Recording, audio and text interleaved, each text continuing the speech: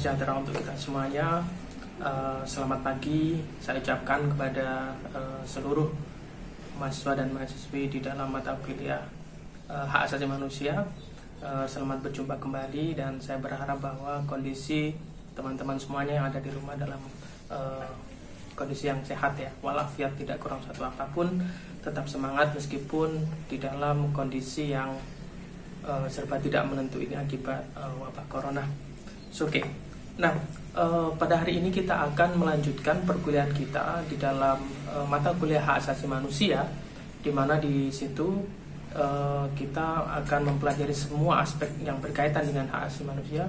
Dan perkuliahan hari ini akan mengambil tema tentang bagaimana hak asasi manusia itu diatur, diregulasi di dalam peraturan perundang-undangan.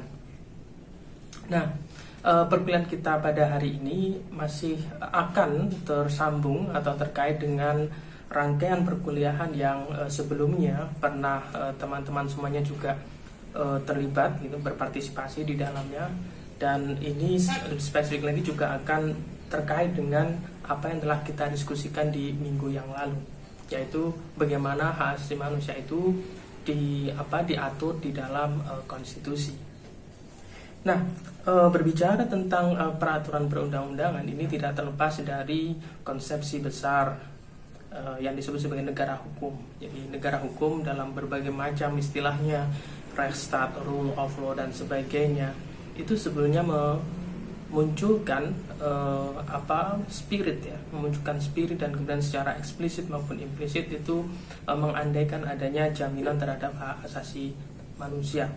Nah, secara normatif Indonesia sendiri dalam konstitusinya sudah mengintegrasikan atau menginkorporasikan gagasan tentang negara hukum itu di dalam pasal-pasal konstitusi. Bahkan ada satu pasal konstitusi yang secara spesifik menyebut bahwa negara Indonesia adalah negara hukum. Nah, apa kemudian konsekuensi dari itu? Tentu jaminan terhadap hak asasi manusia itu juga menjadi prasyarat. Yang kedua adalah segala hal terkait dengan tindakan pemerintahan itu juga harus diatur melalui instrumen hukum. Nah, terkait dengan spesifik hak asasi manusia, ada beberapa peraturan perundang-undangan yang mungkin terkait dengan hak asasi manusia. Dan kalau kita boleh jujur bahwa semua peraturan perundang-undangan itu pasti ada kaitannya dengan hak asasi manusia. Tetapi dalam konteks ini saya kira kita perlu juga untuk melakukan pembatasan dan berfokus kepada undang-undang atau peraturan perundang-undangan yang itu spesifik mengatur tentang hak asasi manusia. Nah, dalam konteks ini saya akan membahas beberapa undang-undang. Yang pertama adalah undang-undang tentang hak asasi manusia.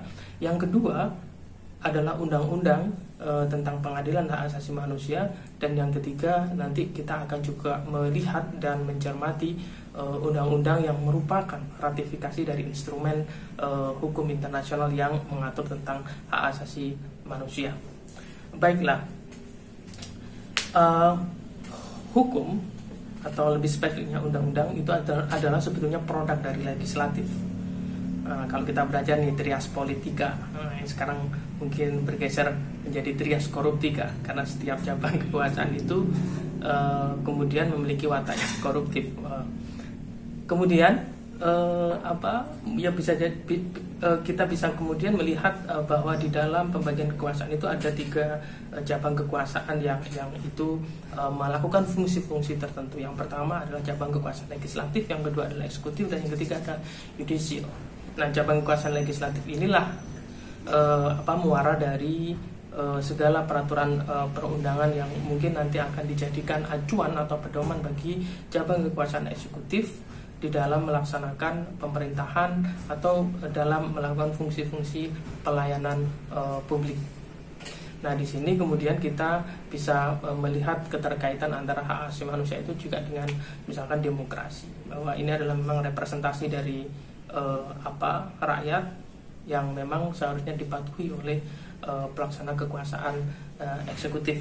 Nah, dalam konteks hak asasi manusia ada beberapa instrumen yang hukum atau undang-undang yang bisa dijadikan rujukan. Yang pertama adalah undang-undang tentang hak asasi manusia.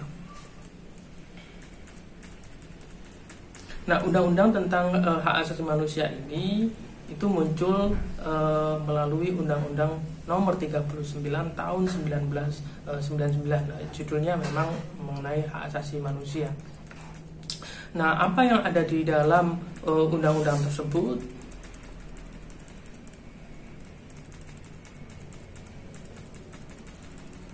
Nah, di dalam undang-undang tersebut terdapat pengaturan tentang hak asasi manusia, namanya juga hak asasi manusia. Dan tentu dalam membahas undang-undang hak asasi manusia ini kita tidak bisa melepaskan dalam konteks sejarahnya. Dan sebagaimana kita tahu, undang-undang ini lahir di tahun 1999, atau kalau boleh kita bilang bahwa itu merupakan undang-undang yang lahir dalam situasi transisi. Pada saat itu ada peralihan kekuasaan dari rezim Orde Baru kepada atau memasuki masa reformasi, dan di sini kemudian dibuat atau digagas atau dirumuskanlah Undang-Undang 39 tahun 99 tentang hak asasi manusia itu.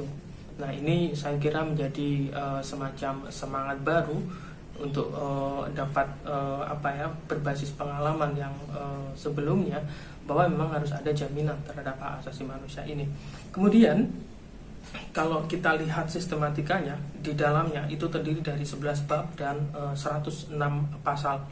Dan kalau kita lihat secara mendetil, di dalamnya diatur tentang misalkan jabaran tentang hak-hak asasi manusia. Jadi di situ ada hak untuk hidup, hak hidup misalkan. Ada kemudian hak untuk mengakses informasi, hak untuk berkeluarga, hak atas kemerdekaan pikiran. Di situ juga ada hak kebebasan beragama dan berkeyakinan. Jadi di situ ada semacam list gitu, daftar tentang hak-hak asasi manusia. Kemudian di dalamnya juga memuat ketentuan tentang kewajiban dasar manusia. Nah, ini yang juga cukup menarik, karena mungkin para perumus undang-undang ini tidak menyadari bahwa sebetulnya hak itu juga memiliki sifat yang resiprokal. Artinya ketika seorang memiliki hak, maka ada kewajiban dari pihak lain untuk melakukan penghormatan atau harus respect ya terhadap hak yang dimiliki oleh seseorang itu. Sehingga pada prinsipnya tidak ada kewajiban dasar manusia. Jadi itu secara a contrario, kira-kira begitu.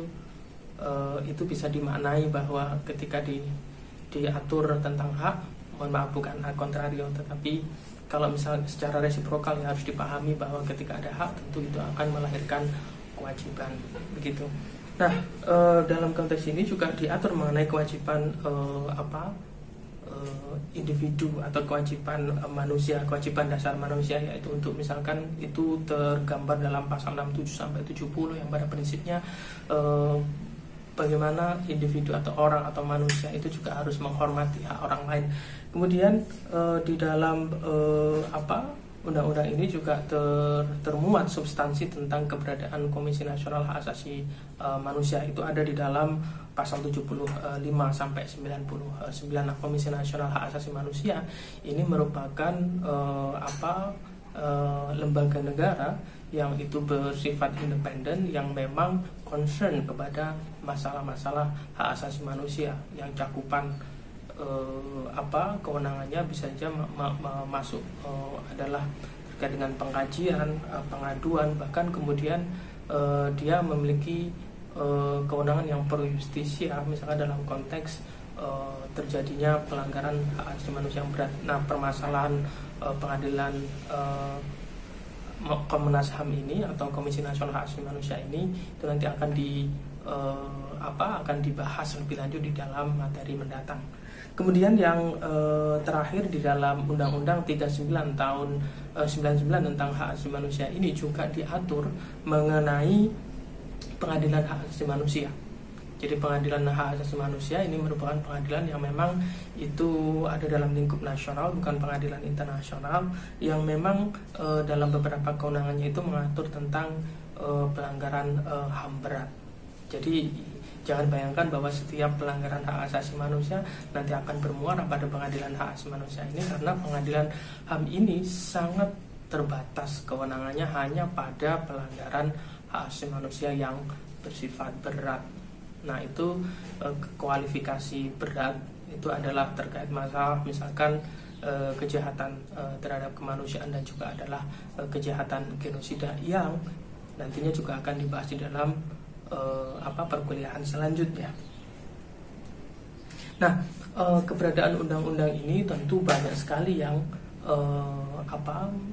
merespon gitu, dan itu sudah dibuat di tahun 99 ya, itu sudah sangat lama, dan memang sampai sekarang memang sudah ada upaya-upaya untuk melakukan perbaikan terhadap substansi atau muatan dari undang-undang hak asasi manusia ini, dan itu masih digagas. Dan menurut rancangan yang mungkin saya terima terakhir ini ada sekitar 166 pasal. Jadi ada sekitar tambahan 60-an pasal, dan di situ juga terdapat 20 bab. Jadi sangat banyak sekali. Kita tunggu bagaimana selanjutnya proses-proses yang ada di DPR maupun pemerintah, sehingga nantinya kita bisa melihat bersama bagaimana pengaturan tentang hak asasi manusia ini selanjutnya di dalam undang-undang hak asasi manusia yang baru. Nah, kemudian undang-undang yang kedua adalah tentang Undang-Undang Nomor 26 Tahun 2000. Nah, ini tentang pengadilan hak asasi manusia yang tadi juga saya sudah singgung sebelumnya, bahwa undang-undang ini memang spesifik, memang ada di Indonesia, dan ini bukan pengadilan internasional, dan kewenangannya juga sangat terbatas. Oke, sebelum kita masuk pada substansi kewenangannya, akan saya jelaskan dulu bagaimana kemudian latar belakang dari atau konteks lahirnya undang-undang tentang pengadilan hak asasi manusia ini. Nah, undang-undang tentang pengadilan hak asasi manusia ini lahir memang merupakan amanat ya dari bab 9 pasal 104 ayat 1 Undang-Undang Hak Asasi Manusia, di mana di situ dijelaskan bahwa harus ada pengadilan hak asasi manusia.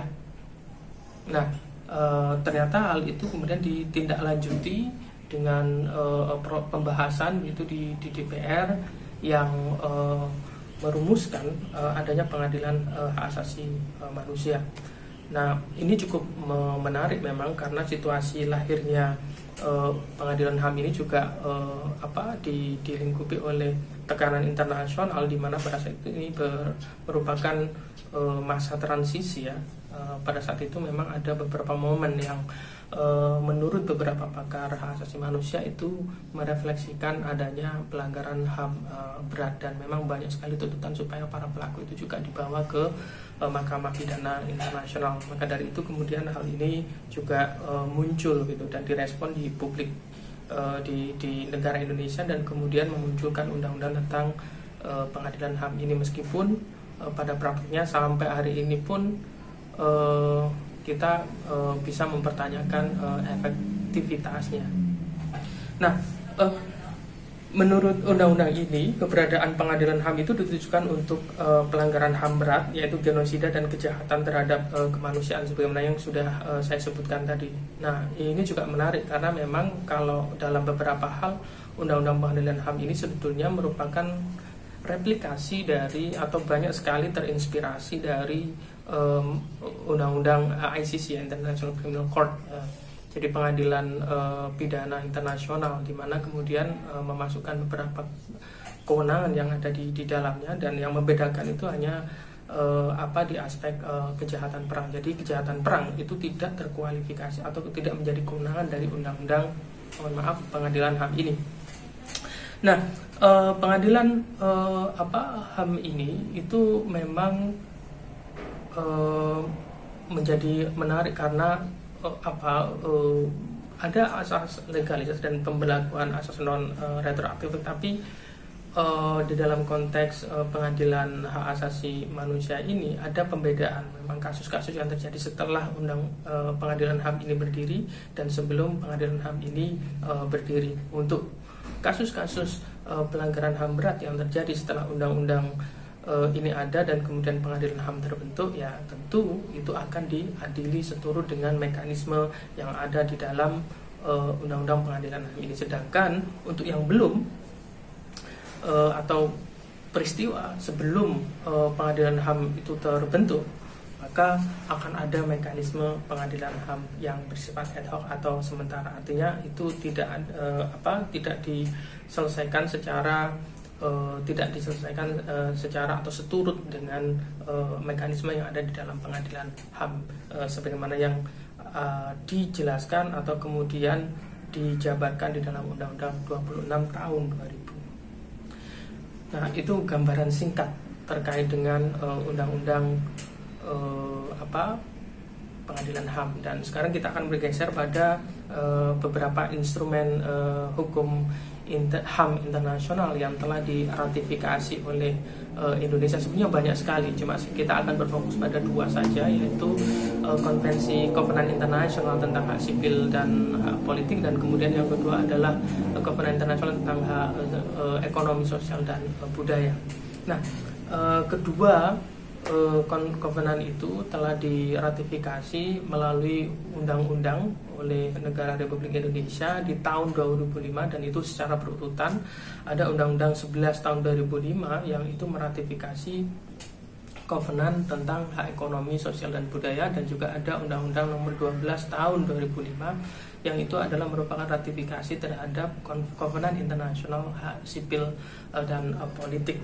Nah, ini menjadi penting karena apa? Karena bangunan instrumen hukum hak asasi manusia internasional itu untuk bisa berlaku tentu dalam konteks suatu negara tentu harus melalui proses yang namanya penerimaan, ya, yang bentuknya nanti adalah ratifikasi. Tentu hal ini dilakukan dengan undang-undang.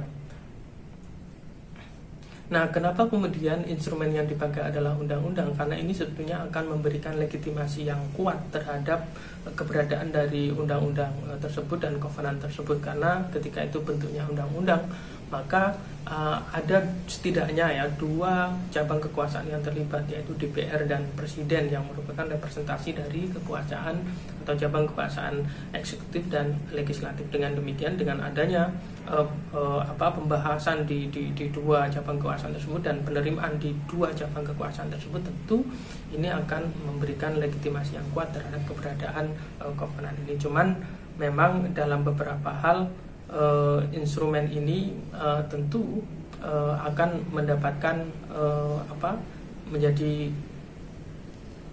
kurang jelas begitu, kurang jelas ini dalam artian bahwa biasanya instrumen atau model atau pola ratifikasi itu hanya menjelaskan bahwa undang atau kovenan ini merupakan bagian dari hukum nasional seperti itu, tetapi memang penjabarannya itu harus kita baca lagi. Oleh karena itu, di dalam lampiran kedua undang-undang ini juga melampirkan kovenan yang dimaksud.